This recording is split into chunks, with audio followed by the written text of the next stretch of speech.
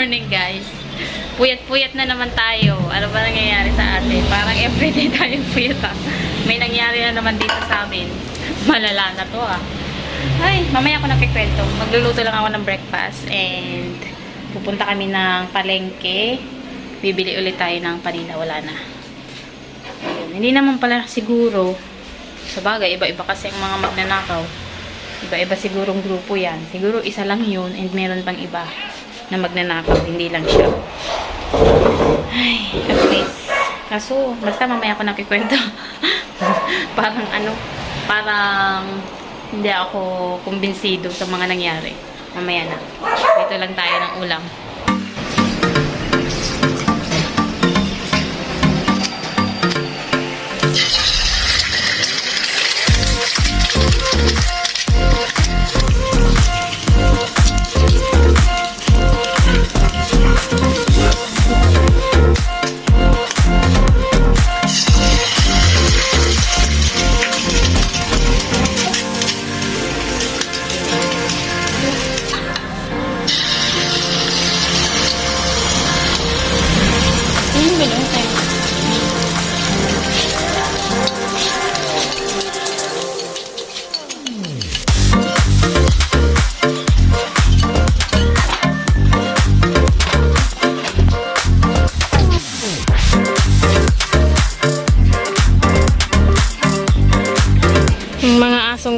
Walang mga pakinabang sa gabi. Tulog lang kayo?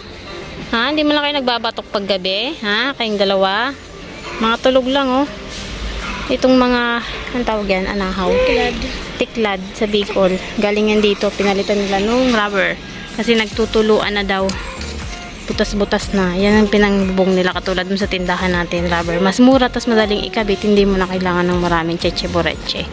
Ang linis dito. Walang damo-damo. Maganda pag mainit talaga. Ang dami na namang saging ni Pader. Oh, may mga sako-sako na naman yung mga puno ng saging. May mga saging yan sigurado. Si Umboy pala yung isa la rin. Kaya ang linis dito. Walis ng walis. Kaliwa ang gamit. Kasi yung kanan niya hindi niya pa masyadong maihawak. Gawa nung na-stroke nga, diba? Hanggang ngayon hindi pa rin pala magamit yung kanan niya. Kaliwa pa rin. Hello, Milo. Pag gabi, hindi kayo nagro-ronda? Pag umaga? Nagbabatok ni Kasubanggi. Kasubanggi? Nagbatok ay, pinagbuman ako. Si Umboy, gising yan kagabi, nagro-ronda, nagbabantay. Alas 12 ng gabi nandun, nagro-ronda siya eh. Security guard. May security guard pala kami dito. Yan siya, nagro-ronda dun sa may harapan namin kagabi. Kita nyo yung manok na yon. Nung bagong napakita ko yata sa vlog yun. Bagong labas or bagong sisiw pa lang sila. Tapos sabi ko ikulong para hindi mamatay mga sisiw. Timo, hanggang ngayon kompleto pa 6 pa rin yung sisiw. Pero kung nakawala lang yan, naku, wala na yan ngayon. Wala na yung sisiw, patay na yan. Kung hindi kinain ng baboy, hinabol ng aso, o kaya dahil sa sobrang maulan noon, patay na yan. Pero ngayon, timo, buhay pa rin sila. Kaya ganyan ang gagawin dapat pag bagong sisiw. Pila-pila yung mga manok dito. Oh. Mangingitlog sila doon sa malaking kardero. Isa, dalawa, tatlo. Meron pa doon isa sa loob. Unlimited egg dito ah. Pinakawalan kamera. Lapot. Bulaga. Nagain ka na? Anong inaapakan? Ay, very good ah. Very good yan ah. Naapak siya sa unan para tumaas. Marunong na yun dyan umakyat. Nakita ko nung ayan no, tingnan mo. Magaling. Kakain. Sabaw. Sabaw ng sinigang. And ito yung matinik na isda. Ano bang tawag dyan? Naman yung galunggong. Tamban yun. Tamban yata yun. Yung ginagawa yata itong sardinas. Pinrito na may harina. Hiningi lang namin. Sa kapatid ko, bumili ng 2 kilo. Panglahatan na ulam. Kain tayo guys. Mamaya, nakapamalingki kami kanina. Fishbowl lang. Kikiyam. Naubos lahat kahapon to eh. Kaya yan, binili natin. May french fries pa naman. Tapos gagawa si Papa ng lumpia na gulay. Para mamayang hapon.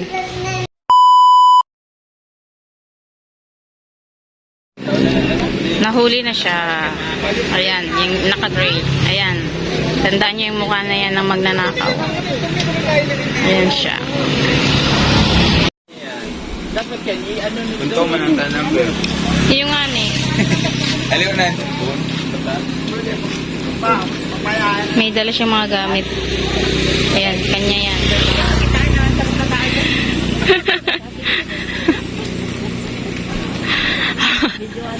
Maliit na tao lang talaga siya.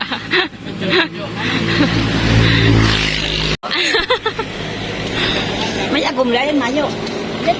Sabi ko baka nagutom ka lang, kaya nagabong ka. Yung pungani da, nagutom lang yan. May mang garo siyang pamilya pang ano? May mang pamilya. Bagong katuwira niya, nagutom lang siya. Ay, yun di magkagad ka kanon. Pungani. Ayo. Mag-ano ha, balik bigilo. Pakiulayin nindo. Dayo lang, dayo. Hindi taga rito. Ayun. Hindi na siya sa pili. Ito ng konduktor. Tawa ng lugod ning ano, pamasahe. Upang prepila. Patawa ng pamasahe. Ito po kasahe. 26 years old lang yan. Ang pangalan niya ay Lloyd. Lloyd ano yun? Si Denya ba? May ID naman siya. Tubig kayo sa bukid. Tsaka may mga vaccine sa bag niya. So, ayun na nga guys. Nakita nyo. Yung itsura. Tandaan nyo yung muka nung magnanakaw. Nahuli nila yun dun sa malapit dito sa may tulay sa amin. And dun din pala siya tumitira. Talagang dumayo siya dito. Dito siya tumira kasi siguro marami siyang nananakawan dito. So, hindi natin alam kung isa lang siya or meron pang mga iba na magnanakaw talaga. Kasi yung kapitbahay namin na sabi ko sa inyo kahapon na nawala ng cellphone is mahaba yung buhok nung nagnakaw sa kanila and nakamotor daw dalawa. So, pumasok sa bahay, nakiihi. And then, ayun, nakuha yung cellphone nung may-ari ng bahay. So, lesson learned yun. Wag basta-basta magpapapasok ng kani-kanino lang or may sabihin na makikiihi, wag na rin. Sabihin na lang ganito, magdahilan na lang kayo basta wag na kayo magpapasok sa loob ng bahay. And then, iba pa yun, dun sa nahuli kagabi. So, yung nahuli kagabi, mababa lang talaga, nakita nyo naman dun sa video. And then, nandyan siya sa may tulay, may mga gamit, may mga damit daw, malilinis naman daw yung mga damit. And then, may itak daw na nakalagay dun sa bag. So, mababa lang siya siguro, nagnanakaw siya para dun sa pangbuhay niya lang araw-araw, pambili niya ng pagkain. Hindi natin alam. Kasi, kung nagnanakaw din siya ng cellphone, so, ibig sabihin, may mga kasama.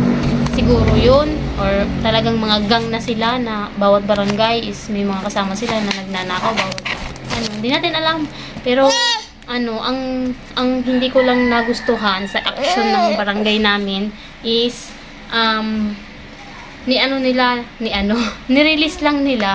nirelease nila kasi hindi naman daw pumunta yung pulis na tinawagan nila and hindi rin naman daw yun papansinin pag dinala sa police station. Hindi ko alam. Basta yun yung narinig ko kanina na sinasabi nila. Hindi naman daw yun dun ikukulong or what or mga ganun-ganun. So sabi ko, paano yun? Kahit ang ginawa nila, pinasakay ng bus and then uuwi daw dun sa tatay, taga Pili. Dito ako narinisor din sa malapit sa Naga. Dadalhin doon or pumunta doon dahil sumakay ng bus. So, malay mo, magnanakaw na naman siya sa ibang barangay. Di ba maghahanap na naman siya ng ibang barangay na pwede niyang manakawan or ano. Dapat mga ganung bagay. Yung security natin dito sa Pilipinas, sobrang hina. Alam mo yun? Hindi ka secured eh. Wala kang seguridad. So, dapat sa sarili mo, ikaw, mag-ingat ka na lang para hindi ka manakawan or what. Kasi pag ganyan, ang mga pulis dito, wala. Tinawagan nila, 2 pulis. Wala man lang dumating dito sa barangay daw. So, walang kumuha doon sa magnanakaw. Dapat nga ikulong yun, di ba? Kasi may ebidensya naman eh. Pinainan daw nila ng yung jeep. Yung jeep daw kasi lagi yun nawawala ng barya, mga pera sa loob ng jeep. Tapos itong jeep dito ng kapatid ko din na dinadrive, lagi rin nawawala ng pera. So ngayon, pinainan nila, nilagay yan ng pera. And then nung gabi, inabangan talaga nila, binantayan. So ayun, pumasok ko yung sa jeep, nahuli nila sa jeep. Nandun sa loob ng jeep, kumukuha daw ng pera. Inano nila kagabi, kinulong dun sa barangay. And then ngayong umaga, pinakain nila dito sa kainan. And na-release na daw sa barangay. So ayun yung pinagtataka ko. Bakit ni-release lang ng ano-ano lang, ng ganun lang. Ano? Nakakaano. Basta iba yung ano dito sa atin. Iba yung batas, nakakainis. Ano? Bakit ganyan? Pwedeng, kung binugbog man nila yun, sabi kasi nila binugbog, Malay mo, gumante, bumalik dito, gumante. Yung mga ganun, nakakatakot lalo. Ay, Diyos ko. Sana wag naman. Sana wag naman. So, ayun. Tandaan nyo yung mukha na yun. Malay nyo, mapadpad yan kung saan-saan sa barangay nyo. Or dito, malapit-lapit lang yan dito. Sigurado yan. Kung saan siya pupunta. So, at least nawala na tayo ng isa. So, hindi natin alam kung isa lang talaga siya or mayroon pang ibang nagnanakaw. Ano? Hay, likot mo. Lagi nang may takob sa amin. Ganyan paggabi. Tapos meron din dito, sarado na kami palagi. So, ayun na lang yung gagawin natin. Sariling, pag-iingat na lang. Tiwala na kasi kami noon eh. Sobrang tiwala na kami. Hindi naman namin alam na ganyan. Babalik pala siya. Kaya, ayun. So, ngayon, alam na natin. Kaya, doble, tripling ingat na lalo. Opo! Gustong lumabas. Tingnan nyo, nasa may pintuan. Oh! Opo! Saan ka pupunta? Ha? Binubuksan niya. Tingnan, marunong nang magbukas. Oh. Pinipihit yung sarado. Oh. Galing. Ano ginagawa mo po? Ha? Mame. Binubuksan mo yan? Ha? Matulog na. May gagawin si mama. Magagawa si mama ng paninda natin. Gagawa si mama ng paninda. Oo. Ay! Sleep na ikaw? Ayaw mo mag-sleep? Lagi ka lang sa pintuan. Gusto mo laging palabas. Galing-galing na ito ngayon. Ne!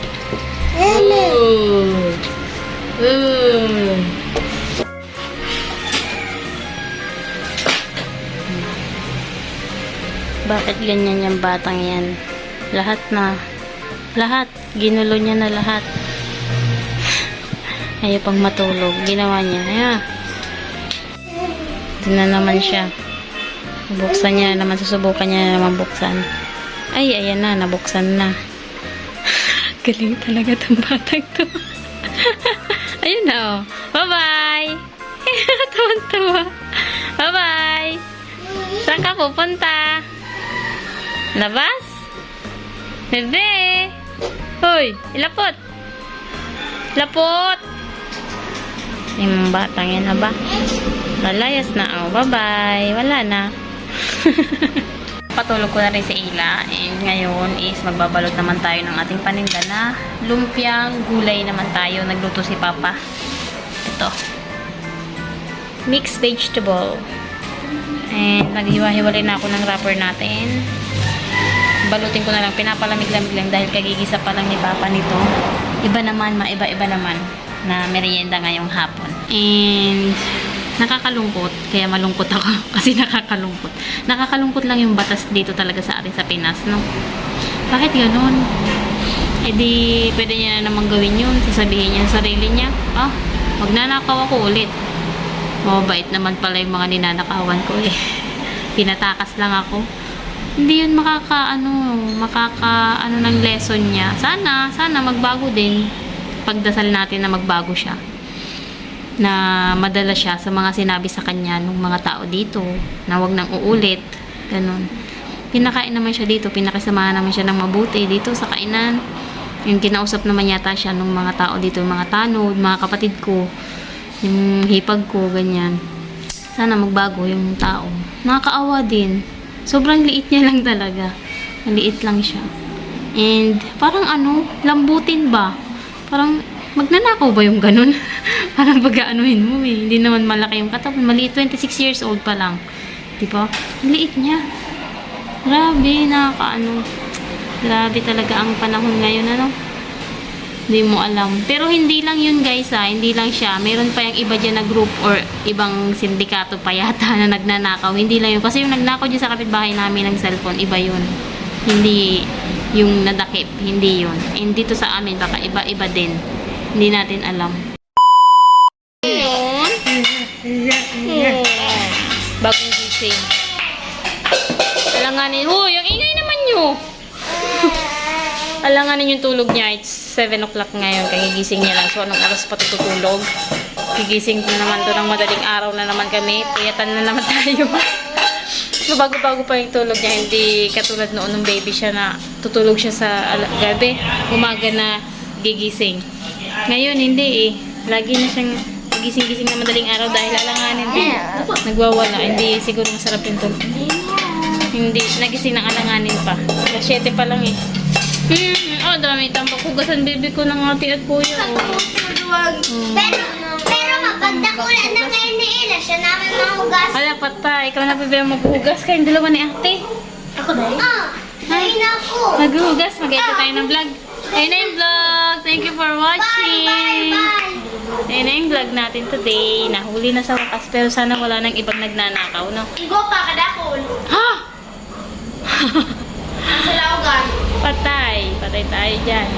Kaya sinisecure ni Papa yung paligid namin ngayon. Inaayos niya yung CR and yung mga entry points.